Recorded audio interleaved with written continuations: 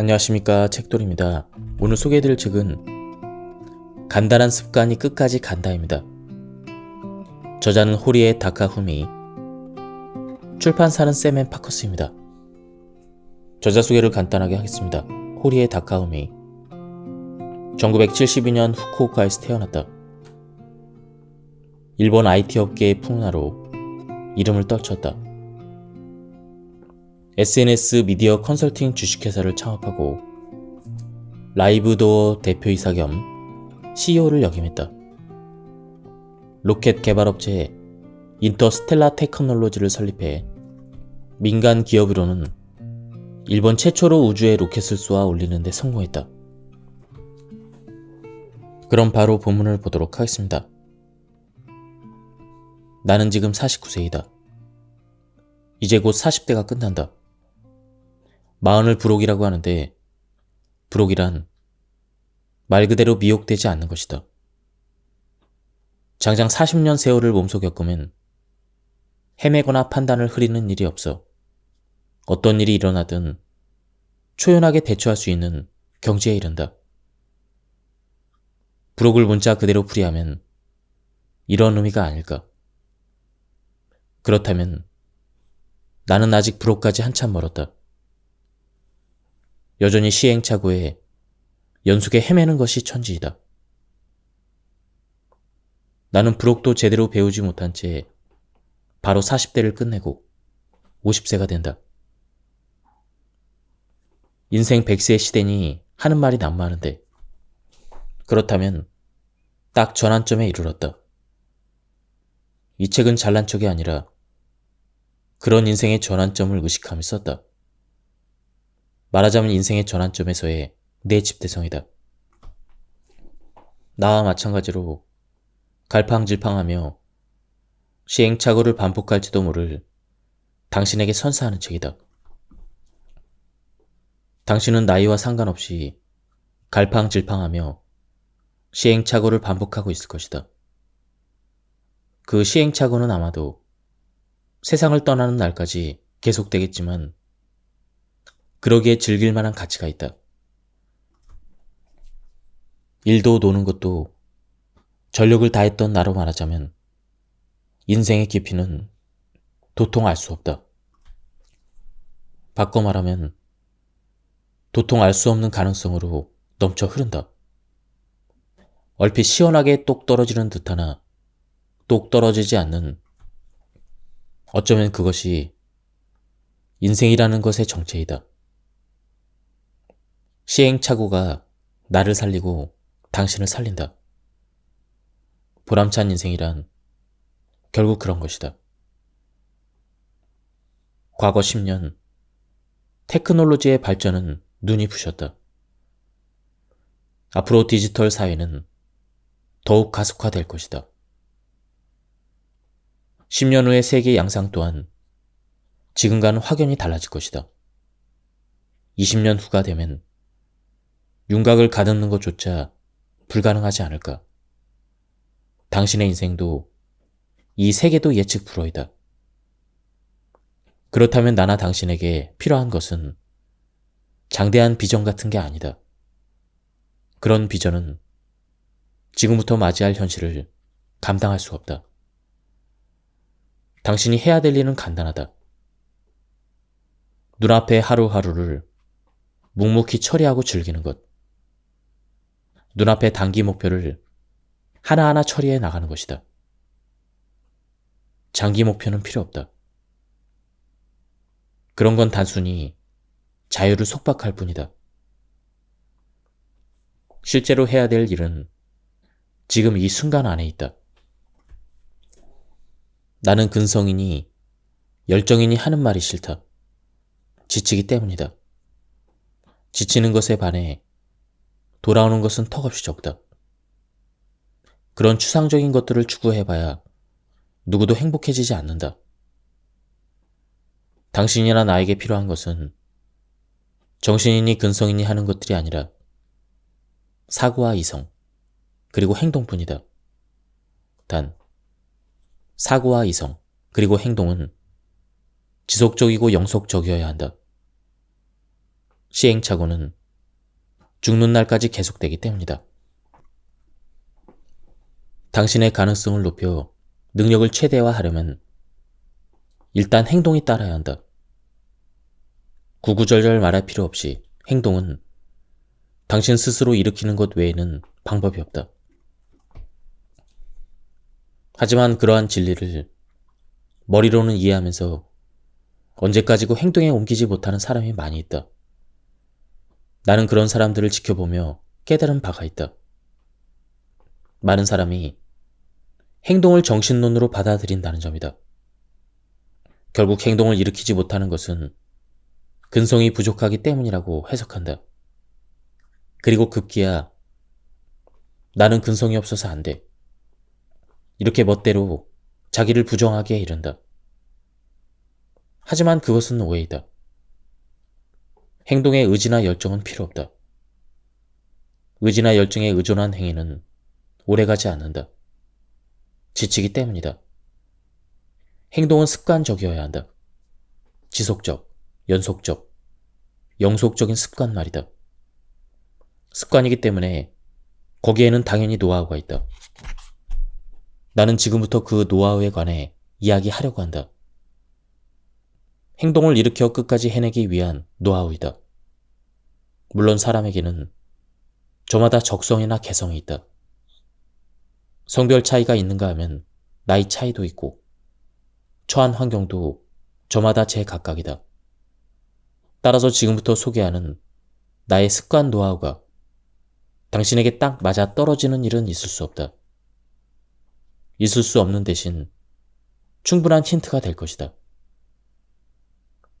지금부터 하는 말은 듣기에 따라 하나같이 기본적인 것들일 뿐일지도 모른다.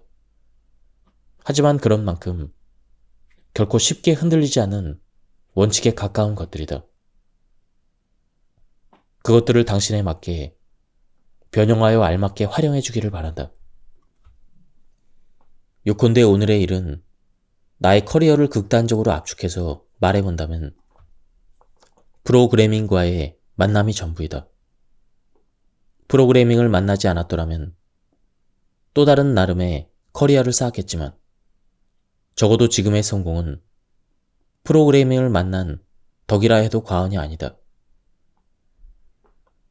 미리 목표로 하는 커리어가 있어 프로그래밍에 발을 들였던 것은 아니다. 일단 행동이 있고 결과적으로 커리어가 따라왔다. 행동을 일으키지 않으면 아무것도 시작되지 않는다. 그렇다면 당신에게 있어 바른 행동이란 무엇인가? 답은 간단하다. 먼저 가슴에 손을 얹고 내가 몰두할 수 있는 일은 무엇인가? 이렇게 자문해보자. 모든 것은 그 질문에서부터 시작된다. 크로스핏을 하기를 좋아한다. 중식을 요리하길 좋아한다. 발레 연습을 좋아하는 것처럼 누가 들어도 건설적으로 보이는 것만 이야기하는 게 아니다. 예컨대 스마트폰으로 게임하기를 좋아한다. 만화나 애니메이션 보기를 좋아한다. 아이돌을 좋아한다. 이렇듯 당신이 몰두할 수 있는 일들은 분명히 있다. 그런데 거기까지 자문하고 포기하는 사람이 많이 있다. 좋아하고 몰두할 수는 있지만 역시 생산적인 일이 아닌 것 같다고 물러서게 된다. 하지만 정말로 그럴까? 정말로 그 일은 생산적이지 않을까? 비디오 게임을 좋아한다면 게임 실황을 보고 그 생생한 재미를 노트에 기사로 써본다. 혹은 게임을 제작하는 일은 어떨까? 아이돌을 좋아한다면 팬미팅에 참석해보고 팬 카페에서 열심히 활동하며 이벤트를 기획하여 아이돌을 직접 초빙해본다. 이렇게 한 단계씩 밟아가다 보면 어느새 그 일은 번듯한 직업이 되어 있을 것이다. 당신은 무엇에 몰두하고 있는가? 자문하고 자신에게 솔직해져 보자. 자신에게 솔직해지라는 이 말은 이제 진부하기 짝이 없다. 그러나 이런 진부한 말이야말로 시대와 환경을 초월하여 보편적인 정답일 때가 많이 있다. 자신에게 솔직해질 때 머릿속으로 계산기를 두드리지는 말자. 소심하게 걱정하는 일도 그만하자. 애초에 생활이란 무한의 변수로 가득 차 있다. 앞일을 예측하고 걱정한들 무슨 의미가 있을까? 자고로 먹고 사는 건 어떻게든 되게 되어 있다. 머리로만 생각하고 행동이 따르지 않는 나머지 좋은 기회를 놓쳤을지도 모르고 무엇보다 즐겁지 않았을 것이다. 지루한 일을 계속하는 것 이상의 고통은 없다. 몰두할 수 있는 일에 자연스레 몰두하다 보면 기술이나 센스 같은 것은 나중에 어느 순간 따라붙는다. 42km의 풀코스 마라톤은 힘들다. 완주하려면 체력과 정신력이 필요하다. 하지만 100m 달리기라면 어떨까? 나는 달릴 수 있다. 당신도 달릴 수가 있다. 누구라도 달릴 수가 있다. 다시 말해 100m 달리기를 몇 번이고 반복하다 보면 어느 순간 42km에 도달해 있다. 그러니 멀리 봐서는 안 된다. 장기적인 목표는 필요 없다. 방해만 될 뿐이다. 사람은 누구나 타고나길 집중력이 부족하고 산만하며 게으르다. 물론 나에게도 그런 면은 충분히 있다. 그러니 일단은 갈 수 있을 만한 거리까지 달려본다. 지금은 자기 발목만 보고 달려보자. 앞서 말했듯 나는 중학교 때 프로그래밍에 빠졌다. 교과서를 펼칠 짬이 있다면 코드를 하나라도 더 쓰고 싶었고 실제로도 그렇게 했다. 덕분에 그때까지 우세했던 성적은 이내 곤두박질 치기 시작했다. 그런 상태에서 결국 어떻게 되었냐 하면 23살에 이른바 IT 기업을 세워 눈 깜빡할 새 사업이 커지면서 세간에서 흔히 말하는 성공을 거머쥐게 되었다. 당신이 몰두할 수 있는 일에 빠져들어 행동을 일으키는 것. 그것이 당신 인생의 정답이다. 일단 행동을 일으키면 다양한 변화가 찾아온다. 설렘이 늘어난다. 그리고 동시에 시련과 난관이 닥치기 마련이다. 시련이나 난관이 따르는 것은 당신의 행동이 확실하게 힘을 발휘하게 된 증거이니 걱정할 필요가 없다. 오히려 반겨야 될 일로 온갖 수단을 동원해 극복하면 그만일 뿐이다.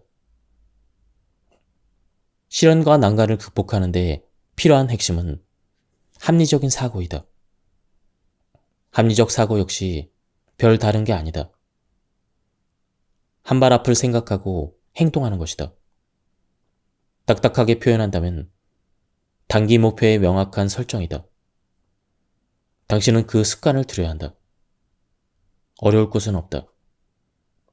나는 10대 때부터 그것만큼은 확실히 지켜왔다. 당시에 나는 후쿠오카현 야메시의 시골 마을에 살았고 도쿄로 나가고 싶었다. 하지만 부모님이 쉽사리 허락해 줄 리 없다는 것도 알고 있었다. 그래서 죽도록 공부해서 현역으로 도쿄대에 합격했다. 아닌 게 아니라 도쿄대라니 부모님도 말리지 못했다. 나에게는 도쿄로 간다는 단기 목적이 있었기에 취해야 될 수단이 바로 도쿄대 합격 하나로 압축된 것이다. 도쿄대에 입학하고서 1994년에 창업했다. 그 무렵은 지금과 달리 회사를 설립하려면 적지 않은 자금이 필요했다. 그런 돈이 내 수중에 있을 리 만무했지만 당시 세상은 IT 혁명의 전야에 놓여 있었다. 내게는 분명 인터넷이 세상을 바꿀 것이라는 확신이 있었다. 그 흐름에 늦게 올라탈 이유는 없었다. 그래서 600만 엔이라는 종잣돈을 어떤 두려움도 없이 대출했다.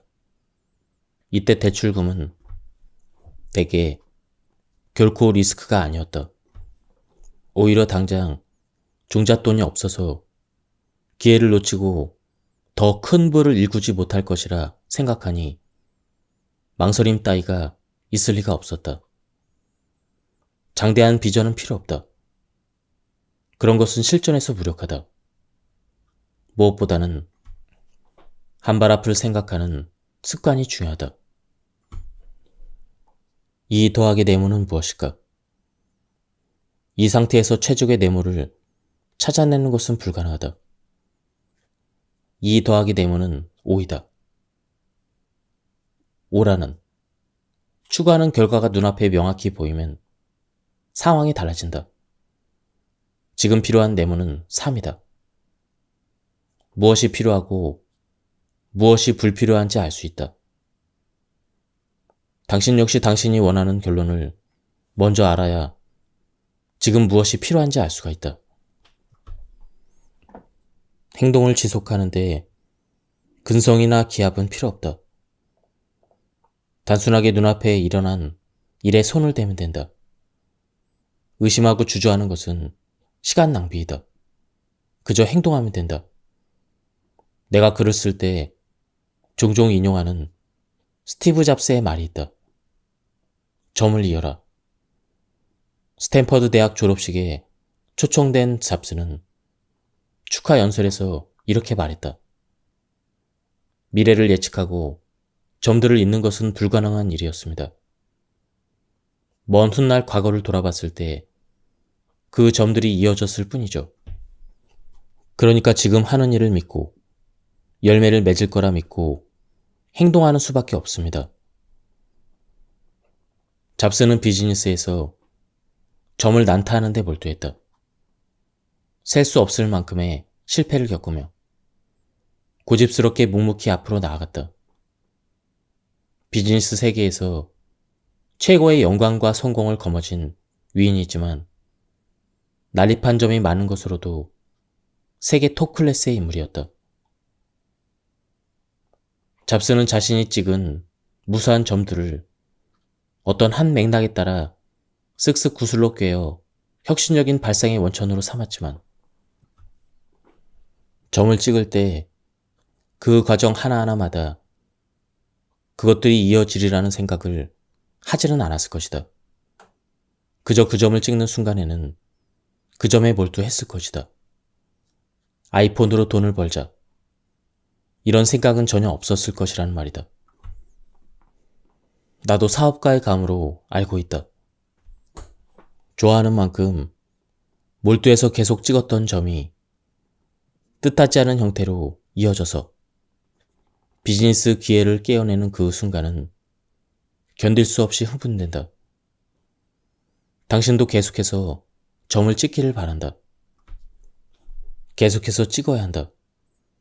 내가 계속해서 찍어야 한다고 힘주어 이야기하는 이유는 그러한 일종의 발산적인 에너지를 무절제하다며 비난하고 싶어하는 사람이 많기 때문이다. 어린아이는 점을 찍는 병이다. 주변의 온갖 것에 흥미를 갖고 몰두하는 중에 누군가에게 배운 것도 아닌데 풍부한 지식과 감정을 획득한다. 그리고 때로는 주위 사람들이 깜짝 놀랄 만큼 기발한 아이디어를 내기도 한다. 당신의 가장 든든한 스승은 다른 누구도 아니다. 혼이 나도 아랑곳하지 않고 계속해서 점을 찍던 어린 시절의 당신 자신이다. 원 없이 좋아하는 일을 하고 미안해하지 마라. 그것이야말로 그 무렵의 자신, 재기발랄하던 자신에게 미안한 일이니까. 피카소는 어떻게 세계에서 가장 유명한 화가가 될 수 있었을까? 재능, 감성, 기술, 연마, 혁신성 등 다양한 관점에서 다양한 요인을 꼽을 수 있겠지만 아키모토 씨는 조금 다른 지점을 꼽았다. 간단하게 말해 피카소가 다작했다는 사실을 절대 간과해서는 안 된다는 논지였다. 재능이나 기술만이 전부가 아니다. 피카소는 15만 점에 달하는 방대한 작품을 그렸기에 그야말로 후대에 길이 남을 만한 화가가 될 수 있었다고 아키모토 씨가 내게 가르쳤다. 나는 그 말을 듣고 고개를 끄덕였다. 많은 사람들에게 자신의 메시지를 전하고 후세에 남기 위해서는 더 많은 책을 내야 한다. 나는 그 깨달음을 바로 실행으로 이었다. 그 깨달음 이후 나는 출간 페이스와 소재의 밸런스도 무시하고 떠오르는 족족 신간을 내고 있다. 제대로 세지는 않았지만 지금까지 200권 이상이 될 것 같다. 덕분에 여러 권의 베스트셀러가 나왔다. 아키모토 씨는 자신의 히트 제조 비결을 많이 해왔을 뿐이라고 나에게 이야기한다. 나는 아침부터 밤까지 일정이 꽉 차 있지만 평균 7시간에서 8시간, 아무리 적어도 6시간은 자려고 노력한다. 스케줄이 빡빡할 때는 어쩔 수 없이 6시간밖에 자지 못할 때가 있는데 그때는 두뇌의 사고력, CPU의 기능이 확 떨어지는 게 체감된다. 그때의 나는 멍하기 그지없다. 사고력과 판단력이 제대로 작동하지 않기 때문이다. 딱 하룻밤을 제대로 자지 못했을 뿐인데 그 모양이다. 이것이 누적되어 수면 부채에 빠진 끝에 모든 능력이 돌이킬 수 없이 떨어지는 그런 사태야말로 현실의 악몽 그 자체이다. 사람은 렘 수면과 논렘 수면을 1시간에서 2시간의 사이클로 반복한다. 논렘 수면 중에 단기 기억이 정리되어 렘 수면 중에 장기 기억으로 정착된다. 요컨대 푹 자지 않으면 사고력이나 판단력이 기능하지 않으면 물론이고 아무것도 몸에 배지 않는다. 그래서 나는 수면에 무척이나 민감한 편이다. 애초에 밤을 새우고 일을 한다는 자체가 넌센스이다. 그런 마력을 보일 정도라면 그 일을 효율적으로 처리하기 위한 연구에 힘을 써야 한다. 아무리 연구해도 끝나지 않는다면 그 일은 정말로 그날 중에 끝내야만 하는 일인지 잘 생각하기를 바란다. 아마 그런 일은 없을 것이다. 베토벤에게는 산책이 일과였다는 일화도 유명하다. 연필과 오선지를 주머니에 넣고 빈의 숲속을 걷는다. 걷다가 불쑥 악상이 떠오르면 곧바로 연필로 오선지에 옮긴다는 것이다. 베토벤은 실제로 매일 낮 3시간에서 4시간을 산책에 할애했다고 한다. 즉, 오후는 별다른 일이 없을 때면 항상 산책으로 시작해 산책으로 끝났던 셈이다. 베토벤은 책상에 앉으면 좀처럼 악상이 떠오르지 않았던 모양이다. 손가물로만 보더라도 베토벤은 산책하기 좋은 따뜻한 계절에 곡을 많이 썼다. 하지만 이런 사람들은 천재로 정평이 난 사람들이다. 이런 사람들과 평범한 사람들을 동일시하면 곤란한 지점이 있다. 이를테면 나의 경우만 해도 공원 벤치에서 멍하니 있어봤자 아무런 발상이 떠오르지 않는다. 발상은커녕 주위로부터 수상한 사람 취급만 당하지 않아도 다행이다. 매일 몇 시간씩 산책하면 하반신은 단련될지 몰라도 일은 틀림없이 소홀해진다.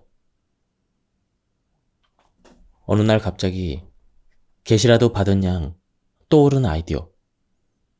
그런 유일무이한 아이디어는 선택받은 지극히 일부 사람을 제외하고는 그리 상관없는 이야기일 것이다.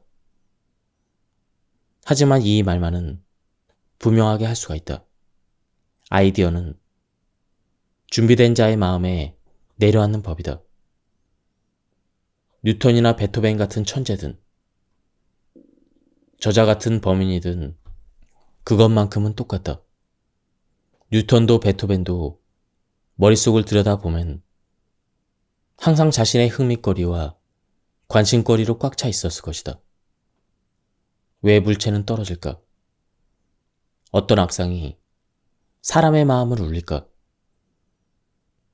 항상 자신이 몰두하는 방향으로 안테나를 세우고 있어 방해되는 잡음이 들어올 여지가 없었을 것이다. 그래서 순식간에 번뜩이는 아이디어를 잡아챌 수 있지 않았을까? 당신은 어떤가? 시간, 체력, 돈, 그런 한정된 자원을 투입해야 될 방향으로 투입하고 있는가? 안테나는 확실하게 세우고 있는가? 성가신 잡음은 없는가? 우리 주변에는 물건이 넘쳐난다. 세상은 항상 우리의 소유욕을 자극한다. 인기 유튜버는 자신의 채널에 신상품의 언박싱 영상을 공개하며 구독자의 눈길을 사로잡는다. 인터넷으로 쇼핑을 할 때도 계속해서 이런저런 추천 상품이 뜨고 갖가지 할인의 핑곗거리를 갖다 붙이며 구매를 부추긴다. 뜻하지 않게 버튼을 누른 뒤에야 정신이 돌아온다. 하지만 그 물건이 당신에게 정말로 필요할까? 그 피규어는, 그 액세서리는, 그 만년필은 당신이 살아가는데 꼭 필요한 물건일까? 단순히 소유욕에 휩쓸린 건 아닐까? 소유욕이야말로 눈을 멀게 하는 최고의 잡음이다. 나는 그렇게 생각한다. 방심했다가는 물건에 얽매여 시간과 돈만 낭비할 뿐이다.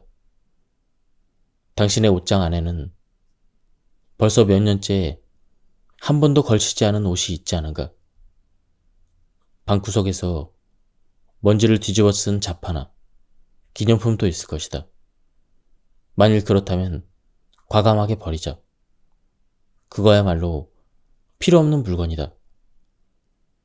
나도 한창일 때는 남에게 지지 않을 만큼 소유욕이 강했다.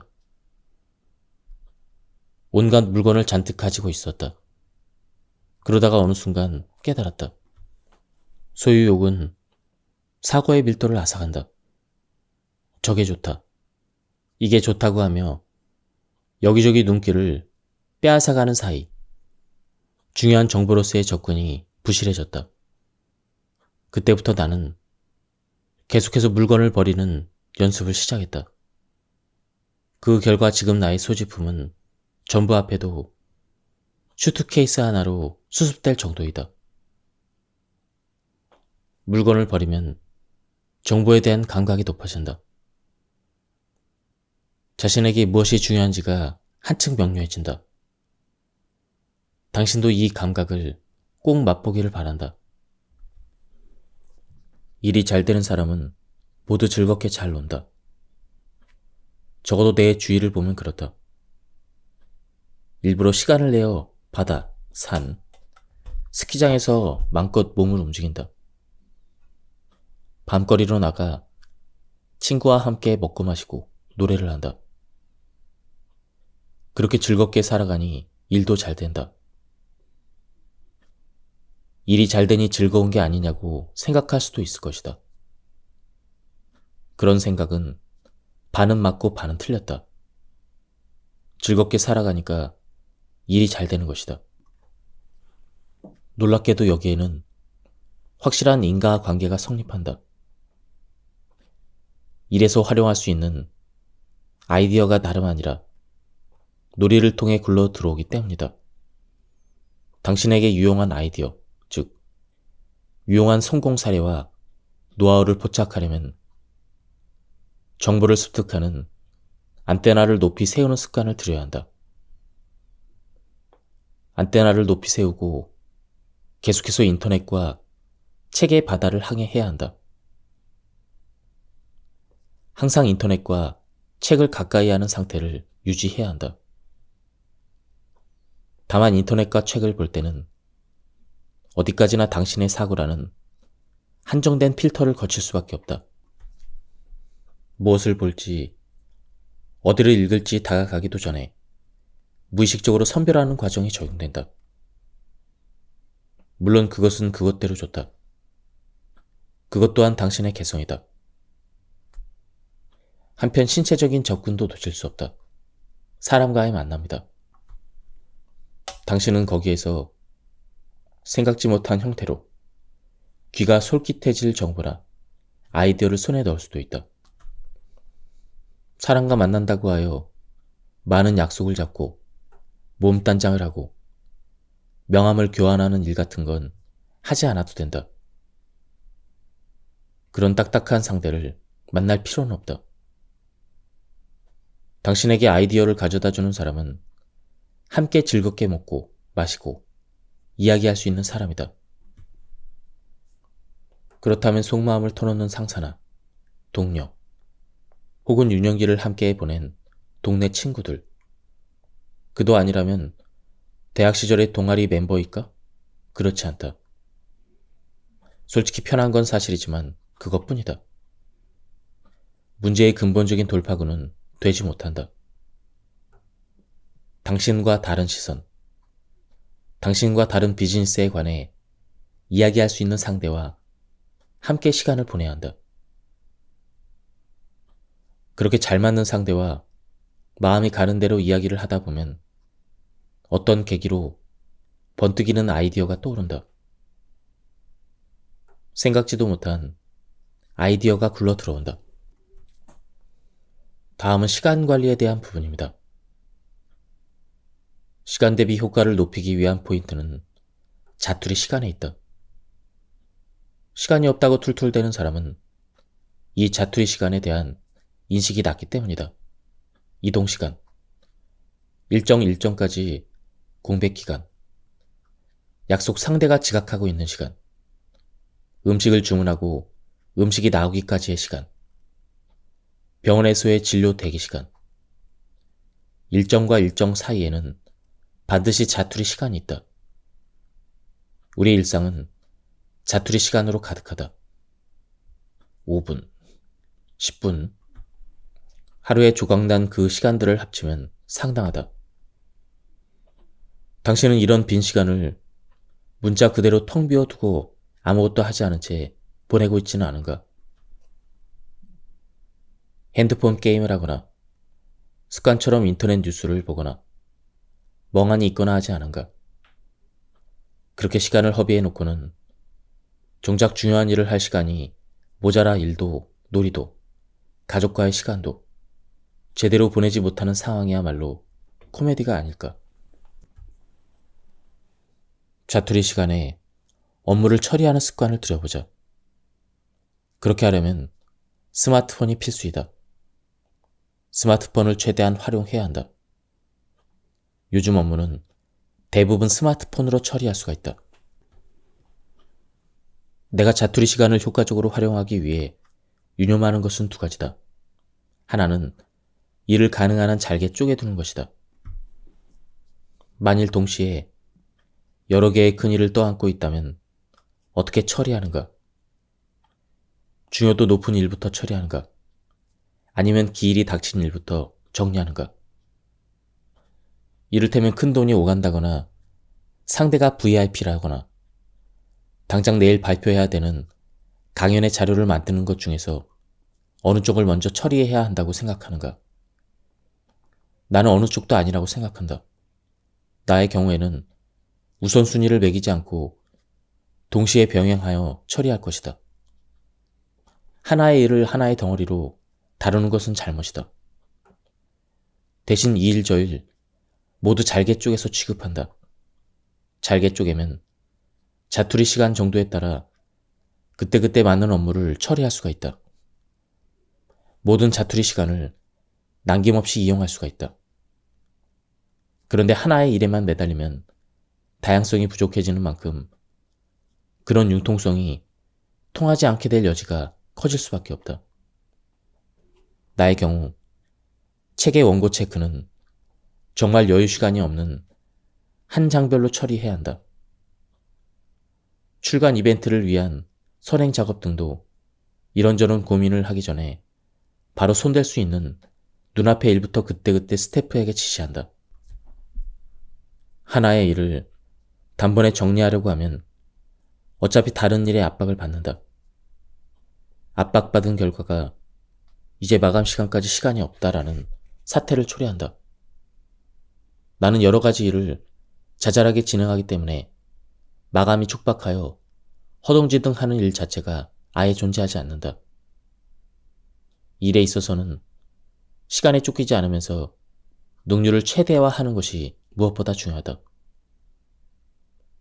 안건의 중요도가 얼마나 높은지, 이 일이 얼마나 급한지 등 우선순위는 생각보다 별로 중요하지 않다. 어찌됐건 마감까지 확실하게 해내면 그만이지 않은가. 여러 가지 일을 동시에 진행한다. 요컨대 멀티태스킹이다. 멀티태스킹이라고 하면 바로 쓴웃음을 짓는 사람이 있을지도 모른다. 이 일을 하다가 저 일을 하고 또 저 일을 하다가 이 일을 한다. 그렇게 정신없이 일하는 게 말이 되냐? 머리가 혼란스러워진다는 게 요지일 것이다. 하지만 냉철하게 생각해보자. 내가 하는 일이 정말 그렇게 어렵고 복잡한 일일까?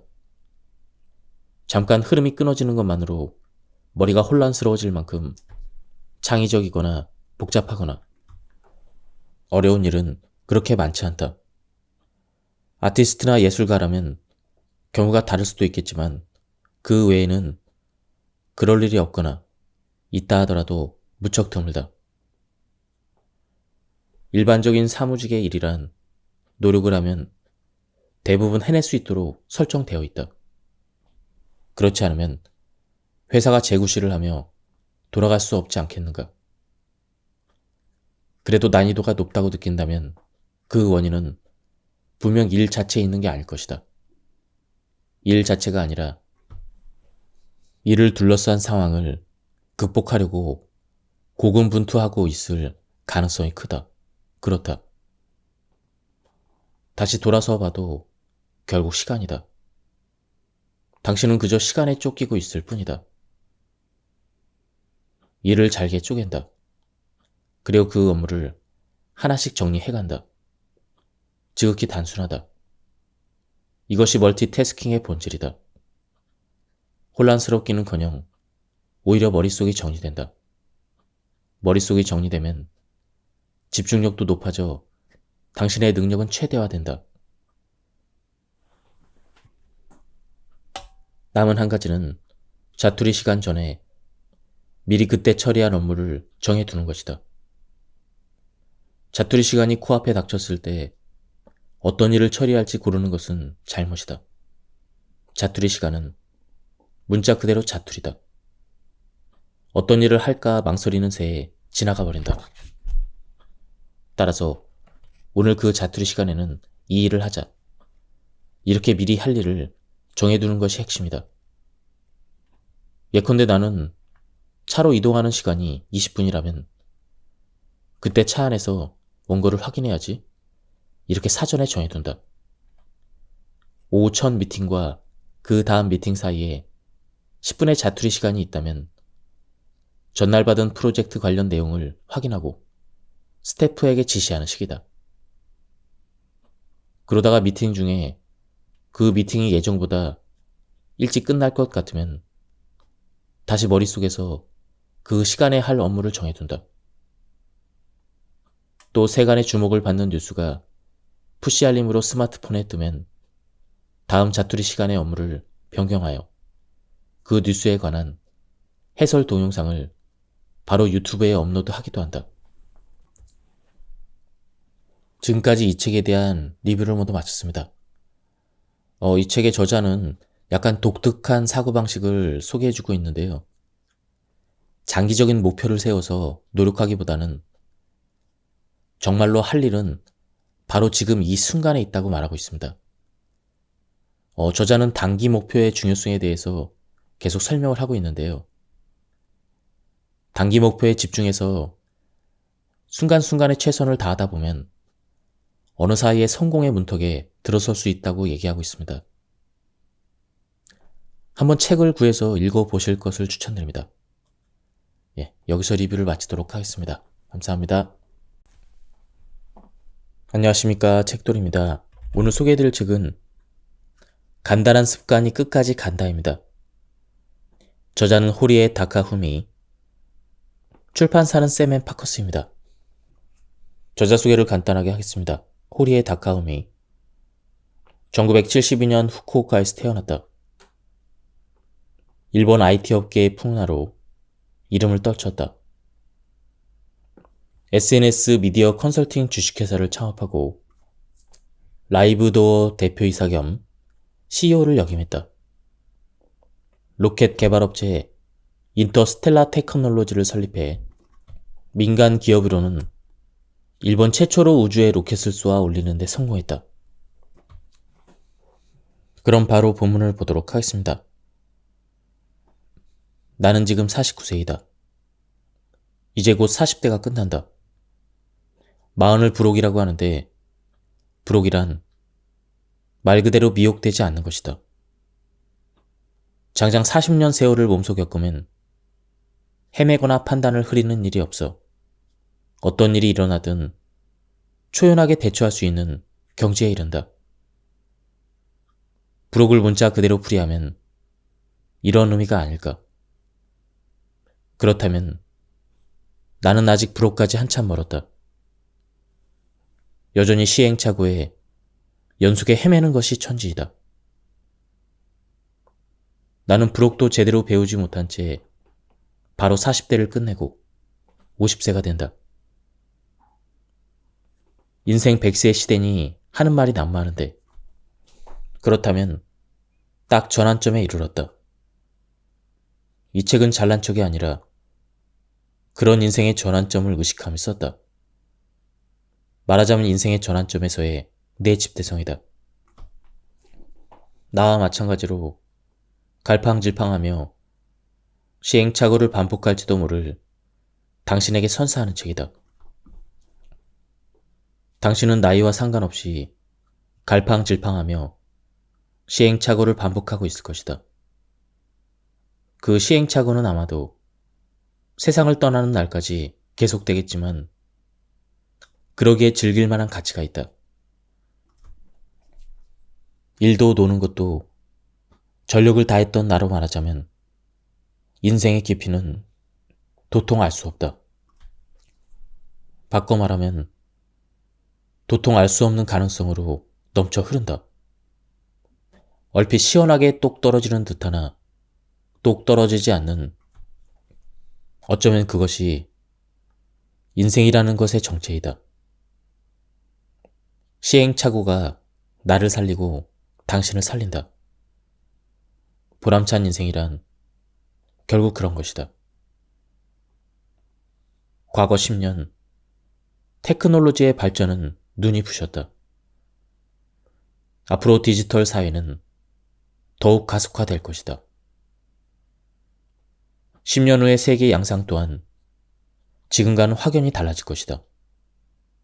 20년 후가 되면 윤곽을 가듬는 것조차 불가능하지 않을까. 당신의 인생도 이 세계도 예측 불허이다. 그렇다면 나나 당신에게 필요한 것은 장대한 비전 같은 게 아니다. 그런 비전은 지금부터 맞이할 현실을 감당할 수 없다. 당신이 해야 될 일은 간단하다. 눈앞의 하루하루를 묵묵히 처리하고 즐기는 것. 눈앞의 단기 목표를 하나하나 처리해 나가는 것이다. 장기 목표는 필요 없다. 그런 건 단순히 자유를 속박할 뿐이다. 실제로 해야 될 일은 지금 이 순간 안에 있다. 나는 근성이니 열정이니 하는 말이 싫다. 지치기 때문이다. 지치는 것에 반해 돌아오는 것은 턱없이 적다. 그런 추상적인 것들을 추구해봐야 누구도 행복해지지 않는다. 당신이나 나에게 필요한 것은 정신이니 근성이니 하는 것들이 아니라 사고와 이성, 그리고 행동뿐이다. 단, 사고와 이성, 그리고 행동은 지속적이고 영속적이어야 한다. 시행착오는 죽는 날까지 계속되기 때문이다. 당신의 가능성을 높여 능력을 최대화하려면 일단 행동이 따라야 한다. 구구절절 말할 필요 없이 행동은 당신 스스로 일으키는 것 외에는 방법이 없다. 하지만 그러한 진리를 머리로는 이해하면서 언제까지고 행동에 옮기지 못하는 사람이 많이 있다. 나는 그런 사람들을 지켜보며 깨달은 바가 있다. 많은 사람이 행동을 정신론으로 받아들인다는 점이다. 결국 행동을 일으키지 못하는 것은 근성이 부족하기 때문이라고 해석한다. 그리고 급기야 나는 근성이 없어서 안 돼. 이렇게 멋대로 자기를 부정하게 이른다. 하지만 그것은 오해이다. 행동에 의지나 열정은 필요 없다. 의지나 열정에 의존한 행위는 오래가지 않는다. 지치기 때문이다. 행동은 습관적이어야 한다. 지속적, 연속적, 영속적인 습관 말이다. 습관이기 때문에 거기에는 당연히 노하우가 있다. 나는 지금부터 그 노하우에 관해 이야기하려고 한다. 행동을 일으켜 끝까지 해내기 위한 노하우이다. 물론 사람에게는 저마다 적성이나 개성이 있다. 성별 차이가 있는가 하면 나이 차이도 있고 처한 환경도 저마다 제각각이다. 따라서 지금부터 소개하는 나의 습관 노하우가 당신에게 딱 맞아 떨어지는 일은 있을 수 없다. 있을 수 없는 대신 충분한 힌트가 될 것이다. 지금부터 하는 말은 듣기에 따라 하나같이 기본적인 것들일 뿐일지도 모른다. 하지만 그런 만큼 결코 쉽게 흔들리지 않는 원칙에 가까운 것들이다. 그것들을 당신에 맞게 변형하여 알맞게 활용해 주기를 바란다. 요컨대 오늘의 일은 나의 커리어를 극단적으로 압축해서 말해본다면 프로그래밍과의 만남이 전부이다. 프로그래밍을 만나지 않았더라면 또 다른 나름의 커리어를 쌓았겠지만 적어도 지금의 성공은 프로그래밍을 만난 덕이라 해도 과언이 아니다. 미리 목표로 하는 커리어가 있어 프로그래밍에 발을 들였던 것은 아니다. 일단 행동이 있고 결과적으로 커리어가 따라왔다. 행동을 일으키지 않으면 아무것도 시작되지 않는다. 그렇다면 당신에게 있어 바른 행동이란 무엇인가? 답은 간단하다. 먼저 가슴에 손을 얹고 내가 몰두할 수 있는 일은 무엇인가? 이렇게 자문해보자. 모든 것은 그 질문에서부터 시작된다. 크로스핏을 하기를 좋아한다. 중식을 요리하길 좋아한다. 발레 연습을 좋아하는 것처럼 누가 들어도 건설적으로 보이는 것만 이야기하는 게 아니다. 예컨대 스마트폰으로 게임하기를 좋아한다. 만화나 애니메이션 보기를 좋아한다. 아이돌을 좋아한다. 이렇듯 당신이 몰두할 수 있는 일들은 분명히 있다. 그런데 거기까지 자문하고 포기하는 사람이 많이 있다. 좋아하고 몰두할 수는 있지만 역시 생산적인 일이 아닌 것 같다고 물러서게 된다. 하지만 정말로 그럴까?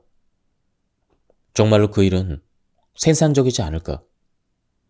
비디오 게임을 좋아한다면 게임 실황을 보고 그 생생한 재미를 노트에 기사로 써본다. 혹은 게임을 제작하는 일은 어떨까? 아이돌을 좋아한다면 팬미팅에 참석해보고 팬 카페에서 열심히 활동하며 이벤트를 기획하여 아이돌을 직접 초빙해본다. 이렇게 한 단계씩 밟아가다 보면 어느새 그 일은 번듯한 직업이 되어 있을 것이다. 당신은 무엇에 몰두하고 있는가? 자문하고 자신에게 솔직해져 보자. 자신에게 솔직해지라는 이 말은 이제 진부하기 짝이 없다. 그러나 이런 진부한 말이야말로 시대와 환경을 초월하여 보편적인 정답일 때가 많이 있다. 자신에게 솔직해질 때 머릿속으로 계산기를 두드리지는 말자. 소심하게 걱정하는 일도 그만하자.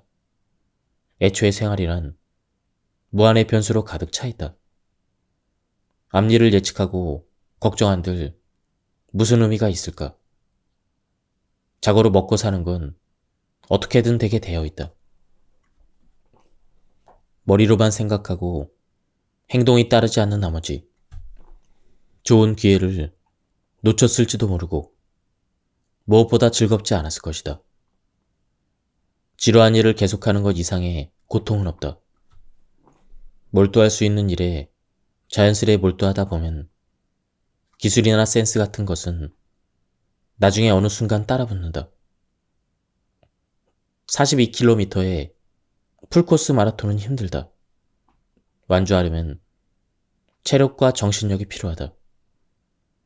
하지만 100m 달리기라면 어떨까? 나는 달릴 수 있다. 당신도 달릴 수가 있다. 누구라도 달릴 수가 있다. 다시 말해 100m 달리기를 몇 번이고 반복하다 보면 어느 순간 42km에 도달해 있다. 그러니 멀리 봐서는 안 된다. 장기적인 목표는 필요 없다. 방해만 될 뿐이다. 사람은 누구나 타고나길 집중력이 부족하고 산만하며 게으르다. 물론 나에게도 그런 면은 충분히 있다. 그러니 일단은 갈 수 있을 만한 거리까지 달려본다. 지금은 자기 발목만 보고 달려보자. 앞서 말했듯 나는 중학교 때 프로그래밍에 빠졌다. 교과서를 펼칠 짬이 있다면 코드를 하나라도 더 쓰고 싶었고 실제로도 그렇게 했다. 덕분에 그때까지 우세했던 성적은 이내 곤두박질 치기 시작했다. 그런 상태에서 결국 어떻게 되었냐 하면 23살에 이른바 IT 기업을 세워 눈 깜빡할 새 사업이 커지면서 세간에서 흔히 말하는 성공을 거머쥐게 되었다. 당신이 몰두할 수 있는 일에 빠져들어 행동을 일으키는 것. 그것이 당신 인생의 정답이다. 일단 행동을 일으키면 다양한 변화가 찾아온다. 설렘이 늘어난다. 그리고 동시에 시련과 난관이 닥치기 마련이다. 시련이나 난관이 따르는 것은 당신의 행동이 확실하게 힘을 발휘하게 된 증거이니 걱정할 필요가 없다. 오히려 반겨야 될 일로 온갖 수단을 동원해 극복하면 그만일 뿐이다. 시련과 난관을 극복하는 데 필요한 핵심은 합리적인 사고이다. 합리적 사고 역시 별 다른 게 아니다. 한 발 앞을 생각하고 행동하는 것이다. 딱딱하게 표현한다면 단기 목표의 명확한 설정이다. 당신은 그 습관을 들여야 한다. 어려울 곳은 없다. 나는 10대 때부터 그것만큼은 확실히 지켜왔다. 당시에 나는 후쿠오카현 야메시의 시골 마을에 살았고 도쿄로 나가고 싶었다. 하지만 부모님이 쉽사리 허락해 줄 리 없다는 것도 알고 있었다. 그래서 죽도록 공부해서 현역으로 도쿄대에 합격했다. 아닌 게 아니라 도쿄대라니 부모님도 말리지 못했다. 나에게는 도쿄로 간다는 단기 목적이 있었기에 취해야 될 수단이 바로 도쿄대 합격 하나로 압축된 것이다. 도쿄대에 입학하고서 1994년에 창업했다. 그 무렵은 지금과 달리 회사를 설립하려면 적지 않은 자금이 필요했다. 그런 돈이 내 수중에 있을 리 만무했지만 당시 세상은 IT 혁명의 전야에 놓여 있었다. 내게는 분명 인터넷이 세상을 바꿀 것이라는 확신이 있었다. 그 흐름에 늦게 올라탈 이유는 없었다. 그래서 600만 엔이라는 종잣돈을 어떤 두려움도 없이 대출했다. 이때 대출금은 내게 결코 리스크가 아니었다. 오히려 당장 종잣돈이 없어서 기회를 놓치고 더 큰 부를 일구지 못할 것이라 생각하니 망설임 따위가 있을 리가 없었다. 장대한 비전은 필요 없다. 그런 것은 실전에서 무력하다. 무엇보다는 한 발 앞을 생각하는 습관이 중요하다. 2 더하기 네모는 무엇일까? 이 상태에서 최적의 네모를 찾아내는 것은 불가능하다. 2 더하기 네모는 5이다. 5라는 추구하는 결과가 눈앞에 명확히 보이면 상황이 달라진다. 지금 필요한 네모는 3이다. 무엇이 필요하고 무엇이 불필요한지 알 수 있다. 당신 역시 당신이 원하는 결론을 먼저 알아야 지금 무엇이 필요한지 알 수가 있다. 행동을 지속하는데 근성이나 기합은 필요 없다. 단순하게 눈앞에 일어난 일에 손을 대면 된다. 의심하고 주저하는 것은 시간 낭비이다. 그저 행동하면 된다. 내가 글을 쓸 때 종종 인용하는 스티브 잡스의 말이 있다. 점을 이어라. 스탠퍼드 대학 졸업식에 초청된 잡스는 축하 연설에서 이렇게 말했다. 미래를 예측하고 점들을 잇는 것은 불가능한 일이었습니다. 먼 훗날 과거를 돌아봤을 때 그 점들이 이어졌을 뿐이죠. 그러니까 지금 하는 일을 믿고 열매를 맺을 거라 믿고 행동하는 수밖에 없습니다. 잡스는 비즈니스에서 점을 난타하는 데 몰두했다. 셀 수 없을 만큼의 실패를 겪으며 고집스럽게 묵묵히 앞으로 나아갔다. 비즈니스 세계에서 최고의 영광과 성공을 거머쥔 위인이지만 난립한 점이 많은 것으로도 세계 톱 클래스의 인물이었다. 잡스는 자신이 찍은 무수한 점들을 어떤 한 맥락에 따라 쓱쓱 구슬로 꿰어 혁신적인 발상의 원천으로 삼았지만 점을 찍을 때 그 과정 하나하나마다 그것들이 이어지리라는 생각을 하지는 않았을 것이다. 그저 그 점을 찍는 순간에는 그 점에 몰두했을 것이다. 아이폰으로 돈을 벌자. 이런 생각은 전혀 없었을 것이라는 말이다. 나도 사업가의 감으로 알고 있다.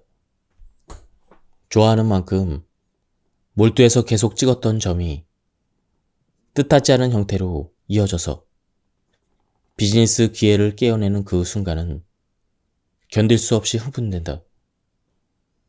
당신도 계속해서 점을 찍기를 바란다. 계속해서 찍어야 한다. 내가 계속해서 찍어야 한다고 힘주어 이야기하는 이유는 그러한 일종의 발산적인 에너지를 무절제하다며 비난하고 싶어하는 사람이 많기 때문이다. 어린아이는 점을 찍는 병인이다. 주변의 온갖 것에 흥미를 갖고 몰두하는 중에 누군가에게 배운 것도 아닌데 풍부한 지식과 감정을 획득한다. 그리고 때로는 주위 사람들이 깜짝 놀랄 만큼 기발한 아이디어를 내기도 한다. 당신의 가장 든든한 스승은 다른 누구도 아니다. 혼이 나도 아랑곳하지 않고 계속해서 점을 찍던 어린 시절의 당신 자신이다. 원 없이 좋아하는 일을 하고 미안해하지 마라. 그것이야말로 그 무렵의 자신, 재기발랄하던 자신에게 미안한 일이니까. 피카소는 어떻게 세계에서 가장 유명한 화가가 될 수 있었을까? 재능, 감성, 기술, 연마, 혁신성 등 다양한 관점에서 다양한 요인을 꼽을 수 있겠지만 아키모토 씨는 조금 다른 지점을 꼽았다. 간단하게 말해 피카소가 다작했다는 사실을 절대 간과해서는 안 된다는 논지였다. 재능이나 기술만이 전부가 아니다. 피카소는 15만 점에 달하는 방대한 작품을 그렸기에 그야말로 후대에 길이 남을 만한 화가가 될 수 있었다고 아키모토 씨가 내게 가르쳤다. 나는 그 말을 듣고 고개를 끄덕였다. 많은 사람들에게 자신의 메시지를 전하고 후세에 남기 위해서는 더 많은 책을 내야 한다. 나는 그 깨달음을 바로 실행으로 이었다. 그 깨달음 이후 나는 출간 페이스와 소재의 밸런스도 무시하고 떠오르는 족족 신간을 내고 있다. 제대로 세지는 않았지만 지금까지 200권 이상이 될 것 같다. 덕분에 여러 권의 베스트셀러가 나왔다. 아키모토 씨는 자신의 히트 제조 비결을 많이 해왔을 뿐이라고 나에게 이야기한다. 나는 아침부터 밤까지 일정이 꽉 차 있지만 평균 7시간에서 8시간, 아무리 적어도 6시간은 자려고 노력한다. 스케줄이 빡빡할 때는 어쩔 수 없이 6시간밖에 자지 못할 때가 있는데 그때는 두뇌의 사고력, CPU의 기능이 확 떨어지는 게 체감된다. 그때의 나는 멍하기 그지없다. 사고력과 판단력이 제대로 작동하지 않기 때문이다. 딱 하룻밤을 제대로 자지 못했을 뿐인데 그 모양이다. 이것이 누적되어 수면 부채에 빠진 끝에 모든 능력이 돌이킬 수 없이 떨어지는 그런 사태야말로 현실의 악몽 그 자체이다. 사람은 렘 수면과 논렘 수면을 1시간에서 2시간의 사이클로 반복한다. 논렘 수면 중에 단기 기억이 정리되어 렘 수면 중에 장기 기억으로 정착된다. 요컨대 푹 자지 않으면 사고력이나 판단력이 기능하지 않으면 물론이고 아무것도 몸에 배지 않는다. 그래서 나는 수면에 무척이나 민감한 편이다. 애초에 밤을 새우고 일을 한다는 자체가 넌센스이다. 그런 마력을 보일 정도라면 그 일을 효율적으로 처리하기 위한 연구에 힘을 써야 한다. 아무리 연구해도 끝나지 않는다면 그 일은 정말로 그날 중에 끝내야만 하는 일인지 잘 생각하기를 바란다. 아마 그런 일은 없을 것이다.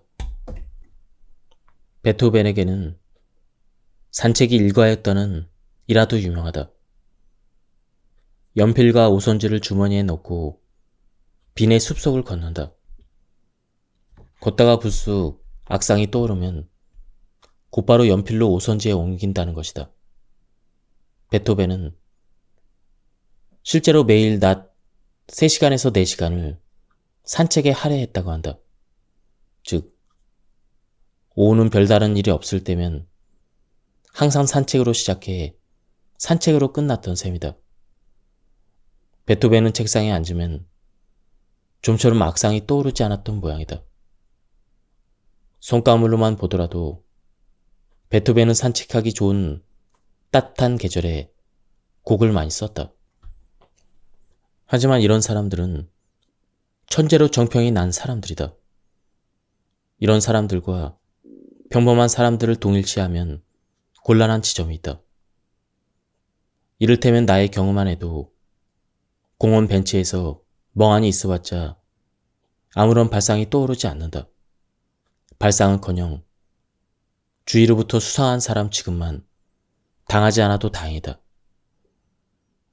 매일 몇 시간씩 산책하면 하반신은 단련될지 몰라도 일은 틀림없이 소홀해진다. 어느 날 갑자기 계시라도 받은 양 떠오른 아이디어. 그런 유일무이한 아이디어는 선택받은 지극히 일부 사람을 제외하고는 그리 상관없는 이야기일 것이다. 하지만 이 말만은 분명하게 할 수가 있다. 아이디어는 준비된 자의 마음에 내려앉는 법이다. 뉴턴이나 베토벤 같은 천재든 저자 같은 범인이든 그것만큼은 똑같다. 뉴턴도 베토벤도 머릿속을 들여다보면 항상 자신의 흥미거리와 관심거리로 꽉 차 있었을 것이다.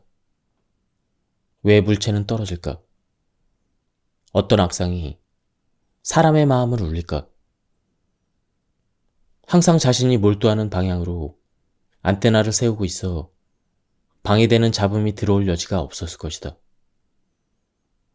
그래서 순식간에 번뜩이는 아이디어를 잡아챌 수 있지 않았을까? 당신은 어떤가? 시간, 체력, 돈, 그런 한정된 자원을 투입해야 될 방향으로 투입하고 있는가? 안테나는 확실하게 세우고 있는가? 성가신 잡음은 없는가? 우리 주변에는 물건이 넘쳐난다. 세상은 항상 우리의 소유욕을 자극한다. 인기 유튜버는 자신의 채널에 신상품의 언박싱 영상을 공개하며 구독자의 눈길을 사로잡는다. 인터넷으로 쇼핑을 할 때도 계속해서 이런저런 추천 상품이 뜨고 갖가지 할인의 핑곗거리를 갖다 붙이며 구매를 부추긴다. 뜻하지 않게 버튼을 누른 뒤에야 정신이 돌아온다. 하지만 그 물건이 당신에게 정말로 필요할까? 그 피규어는, 그 액세서리는, 그 만년필은 당신이 살아가는데 꼭 필요한 물건일까? 단순히 소유욕에 휩쓸린 건 아닐까? 소유욕이야말로 눈을 멀게 하는 최고의 잡음이다. 나는 그렇게 생각한다. 방심했다가는 물건에 얽매여 시간과 돈만 낭비할 뿐이다. 당신의 옷장 안에는 벌써 몇 년째 한 번도 걸치지 않은 옷이 있지 않은가? 방구석에서 먼지를 뒤집어 쓴 잡화나 기념품도 있을 것이다. 만일 그렇다면 과감하게 버리자. 그거야말로 필요 없는 물건이다. 나도 한창일 때는 남에게 지지 않을 만큼 소유욕이 강했다. 온갖 물건을 잔뜩 가지고 있었다. 그러다가 어느 순간 깨달았다. 소유욕은 사고의 밀도를 앗아간다. 저게 좋다. 이게 좋다고 하며 여기저기 눈길을 빼앗아가는 사이 중요한 정보로서의 접근이 부실해졌다. 그때부터 나는 계속해서 물건을 버리는 연습을 시작했다. 그 결과 지금 나의 소지품은 전부 합해도 슈트케이스 하나로 수습될 정도이다. 물건을 버리면 정보에 대한 감각이 높아진다. 자신에게 무엇이 중요한지가 한층 명료해진다. 당신도 이 감각을 꼭 맛보기를 바란다. 일이 잘 되는 사람은 모두 즐겁게 잘 논다. 적어도 내 주위를 보면 그렇다. 일부러 시간을 내어 바다, 산, 스키장에서 마음껏 몸을 움직인다. 밤거리로 나가 친구와 함께 먹고 마시고 노래를 한다. 그렇게 즐겁게 살아가니 일도 잘 된다. 일이 잘 되니 즐거운 게 아니냐고 생각할 수도 있을 것이다. 그런 생각은 반은 맞고 반은 틀렸다. 즐겁게 살아가니까 일이 잘 되는 것이다. 놀랍게도 여기에는 확실한 인과관계가 성립한다. 일에서 활용할 수 있는 아이디어가 나름 아니라 놀이를 통해 굴러 들어오기 때문이다. 당신에게 유용한 아이디어, 즉 유용한 성공 사례와 노하우를 포착하려면 정보를 습득하는 안테나를 높이 세우는 습관을 들여야 한다. 안테나를 높이 세우고 계속해서 인터넷과 책의 바다를 항해해야 한다. 항상 인터넷과 책을 가까이 하는 상태를 유지해야 한다.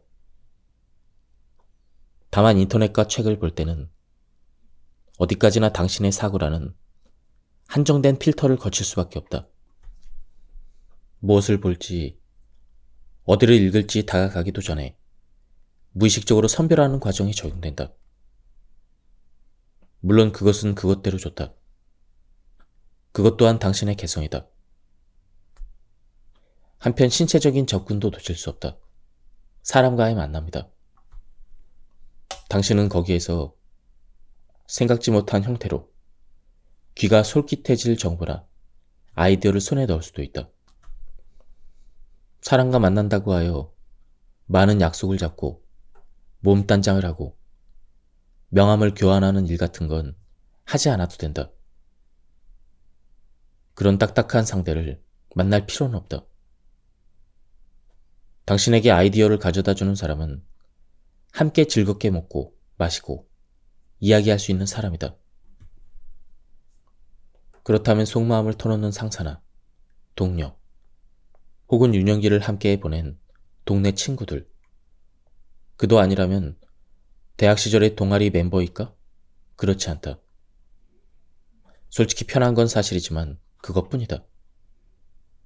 문제의 근본적인 돌파구는 되지 못한다. 당신과 다른 시선, 당신과 다른 비즈니스에 관해 이야기할 수 있는 상대와 함께 시간을 보내야 한다. 그렇게 잘 맞는 상대와 마음이 가는 대로 이야기를 하다 보면 어떤 계기로 번뜩이는 아이디어가 떠오른다. 생각지도 못한 아이디어가 굴러 들어온다. 다음은 시간 관리에 대한 부분입니다. 시간 대비 효과를 높이기 위한 포인트는 자투리 시간에 있다. 시간이 없다고 툴툴대는 사람은 이 자투리 시간에 대한 인식이 낮기 때문이다. 이동시간, 일정까지 공백기간, 약속 상대가 지각하고 있는 시간, 음식을 주문하고 음식이 나오기까지의 시간, 병원에서의 진료 대기 시간, 일정과 일정 사이에는 반드시 자투리 시간이 있다. 우리 일상은 자투리 시간으로 가득하다. 5분, 10분, 하루에 조각난 그 시간들을 합치면 상당하다. 당신은 이런 빈 시간을 문자 그대로 텅 비워두고 아무것도 하지 않은 채 보내고 있지는 않은가? 핸드폰 게임을 하거나 습관처럼 인터넷 뉴스를 보거나 멍하니 있거나 하지 않은가? 그렇게 시간을 허비해놓고는 정작 중요한 일을 할 시간이 모자라 일도 놀이도 가족과의 시간도 제대로 보내지 못하는 상황이야말로 코미디가 아닐까? 자투리 시간에 업무를 처리하는 습관을 들여보자. 그렇게 하려면 스마트폰이 필수이다. 스마트폰을 최대한 활용해야 한다. 요즘 업무는 대부분 스마트폰으로 처리할 수가 있다. 내가 자투리 시간을 효과적으로 활용하기 위해 유념하는 것은 두 가지다. 하나는 일을 가능한 한 잘게 쪼개두는 것이다. 만일 동시에 여러 개의 큰 일을 떠안고 있다면 어떻게 처리하는가? 중요도 높은 일부터 처리하는가? 아니면 기일이 닥친 일부터 정리하는가? 이를테면 큰 돈이 오간다거나 상대가 VIP라거나 당장 내일 발표해야 되는 강연의 자료를 만드는 것 중에서 어느 쪽을 먼저 처리해야 한다고 생각하는가? 나는 어느 쪽도 아니라고 생각한다. 나의 경우에는 우선순위를 매기지 않고 동시에 병행하여 처리할 것이다. 하나의 일을 하나의 덩어리로 다루는 것은 잘못이다. 대신 이 일 저 일 모두 잘게 쪼개서 취급한다. 잘게 쪼개면 자투리 시간 정도에 따라 그때그때 맞는 업무를 처리할 수가 있다. 모든 자투리 시간을 남김없이 이용할 수가 있다. 그런데 하나의 일에만 매달리면 다양성이 부족해지는 만큼 그런 융통성이 통하지 않게 될 여지가 커질 수밖에 없다. 나의 경우 책의 원고 체크는 정말 여유 시간이 없는 한 장별로 처리해야 한다. 출간 이벤트를 위한 선행 작업 등도 이런저런 고민을 하기 전에 바로 손댈 수 있는 눈앞의 일부터 그때그때 스태프에게 지시한다. 하나의 일을 단번에 정리하려고 하면 어차피 다른 일에 압박을 받는다. 압박받은 결과가 이제 마감 시간까지 시간이 없다라는 사태를 초래한다. 나는 여러 가지 일을 자잘하게 진행하기 때문에 마감이 촉박하여 허둥지둥 하는 일 자체가 아예 존재하지 않는다. 일에 있어서는 시간에 쫓기지 않으면서 능률을 최대화하는 것이 무엇보다 중요하다. 안건의 중요도가 얼마나 높은지, 이 일이 얼마나 급한지 등 우선순위는 생각보다 별로 중요하지 않다. 어찌됐건 마감까지 확실하게 해내면 그만이지 않은가. 여러 가지 일을 동시에 진행한다. 요컨대 멀티태스킹이다. 멀티태스킹이라고 하면 바로 쓴웃음을 짓는 사람이 있을지도 모른다. 이 일을 하다가 저 일을 하고 또 저 일을 하다가 이 일을 한다. 그렇게 정신없이 일하는 게 말이 되냐? 머리가 혼란스러워진다는 게 요지일 것이다. 하지만 냉철하게 생각해보자. 내가 하는 일이 정말 그렇게 어렵고 복잡한 일일까? 잠깐 흐름이 끊어지는 것만으로 머리가 혼란스러워질 만큼 창의적이거나 복잡하거나 어려운 일은 그렇게 많지 않다. 아티스트나 예술가라면 경우가 다를 수도 있겠지만 그 외에는 그럴 일이 없거나 있다 하더라도 무척 드물다. 일반적인 사무직의 일이란 노력을 하면 대부분 해낼 수 있도록 설정되어 있다. 그렇지 않으면 회사가 재구실을 하며 돌아갈 수 없지 않겠는가. 그래도 난이도가 높다고 느낀다면 그 원인은 분명 일 자체에 있는 게 아닐 것이다. 일 자체가 아니라 이를 둘러싼 상황을 극복하려고 고군분투하고 있을 가능성이 크다. 그렇다. 다시 돌아서 봐도 결국 시간이다. 당신은 그저 시간에 쫓기고 있을 뿐이다. 일을 잘게 쪼갠다. 그리고 그 업무를 하나씩 정리해간다. 지극히 단순하다. 이것이 멀티태스킹의 본질이다. 혼란스럽기는커녕 오히려 머릿속이 정리된다. 머릿속이 정리되면 집중력도 높아져 당신의 능력은 최대화된다. 남은 한 가지는 자투리 시간 전에 미리 그때 처리할 업무를 정해두는 것이다. 자투리 시간이 코앞에 닥쳤을 때 어떤 일을 처리할지 고르는 것은 잘못이다. 자투리 시간은 문자 그대로 자투리다. 어떤 일을 할까 망설이는 새에 지나가 버린다. 따라서 오늘 그 자투리 시간에는 이 일을 하자. 이렇게 미리 할 일을 정해두는 것이 핵심이다. 예컨대 나는 차로 이동하는 시간이 20분이라면 그때 차 안에서 원고를 확인해야지. 이렇게 사전에 정해둔다. 오후 첫 미팅과 그 다음 미팅 사이에 10분의 자투리 시간이 있다면 전날 받은 프로젝트 관련 내용을 확인하고 스태프에게 지시하는 시기다.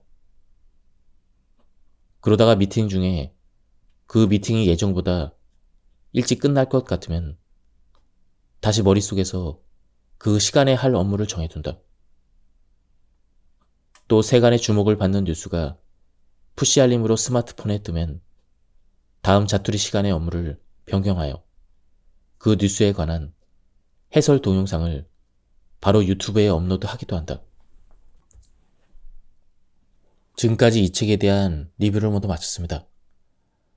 이 책의 저자는 약간 독특한 사고방식을 소개해주고 있는데요.